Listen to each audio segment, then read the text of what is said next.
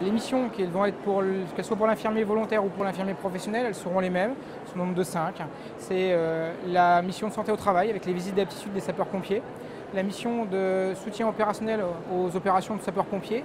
Quand un gros équipage de sapeurs-pompiers sur l'intervention, l'infirmier va avoir un rôle de soutien, de conseiller et prévention, et puis d'assurer la sécurité des sapeurs-pompiers sur des missions qui peuvent être dangereuses.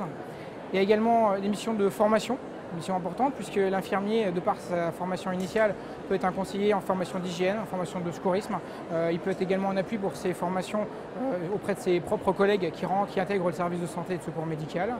Il y a également une mission qui est la mission de surveillance des matériels médicaux et secouristes, une mission qui est un petit peu moins utilisée dans la plupart des SDIS. Et puis une mission également très intéressante et qui nous amène beaucoup d'infirmiers de sapeurs-pompiers, c'est la mission opérationnelle. Hier que les infirmiers de sapeurs-pompiers, en fonction du département dans lequel il appartient, peut intervenir avec un véhicule de secours sur des missions de secours d'aide aux personnes. C'est un infirmier qui va être à ce moment-là intégré dans une chaîne d'urgence entre les sapeurs-pompiers qui interviendront en véhicule de secours aux asphyxiés ou blessés, communément appelé l'ambulance, jusqu'à éventuellement une prise en charge SMUR.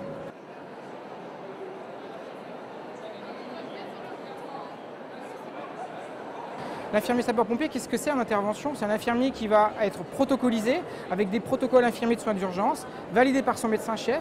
Il va être formé à réaliser des gestes qu'il fait généralement en structure hospitalière ou privée, donc des actes infirmiers qui émanent du Code de santé publique et absolument en aucun cas un exercice illégal de la médecine comme on a pu l'entendre.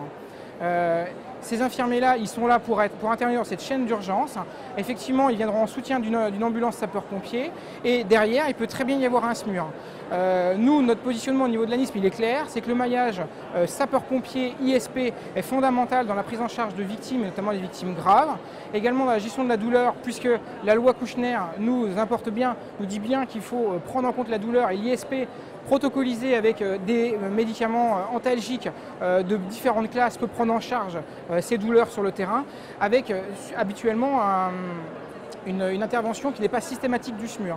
Donc on est vraiment, et pour être clair, entre une prise en charge secouriste complétée d'un infirmier de sapeur-pompier en cas de nécessité et bien évidemment un relais SMUR si la situation s'avère nécessaire. Il peut y avoir également des situations où l'infirmier traite seul la victime avec le VSAV.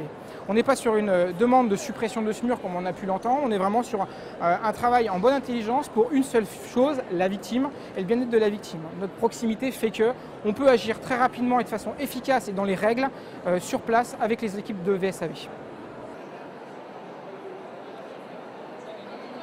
On organise chaque année une journée nationale d'infirmiers de sapeurs-pompiers. Cette année, elle va avoir lieu à Lille.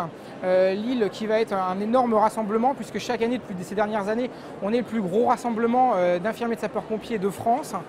Qu'est-ce qu'on y trouve à ces journées nationales des infirmiers de sapeurs-pompiers? On y trouve des ateliers pratiques pour que les infirmiers de sapeurs-pompiers puissent venir travailler.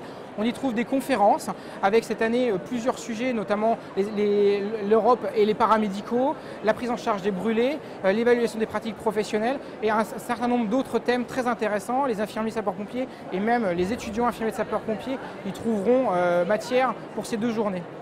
On participe également au salon infirmier, donc depuis de nombreuses années, on anime un village ISP avec un partenariat avec plusieurs SDIS de la Grande Couronne. On est très content d'être sur ces 2 salons, ça nous permet de rencontrer un certain nombre d'étudiants infirmiers, d'infirmiers, d'autres professionnels de santé. C'est un moment d'échange, c'est convivial, c'est toujours très plaisant d'aller sur ces manifestations. L'association, elle vit aussi grâce aux dons. On a également notre site internet qui a été complètement refait et qui va sortir le 1er novembre prochain. Donc avec une plateforme sur laquelle on pourra trouver des articles, des informations concernant les ISP, des nouvelles rubriques telles que des brèves d'intervention où les infirmiers vont raconter leurs interventions, qu'elles soient marquantes, difficiles physiquement, difficiles techniquement, difficiles psychologiquement, des portraits d'infirmiers qui ont marqué l'actualité, un certain nombre d'éléments, un forum actif, des chats privés, un certain nombre de choses qui va faire que l'ANISM va être une réelle vitrine et que vous pouvez consulter gratuitement sur www.infirmiersapeurpompier.com.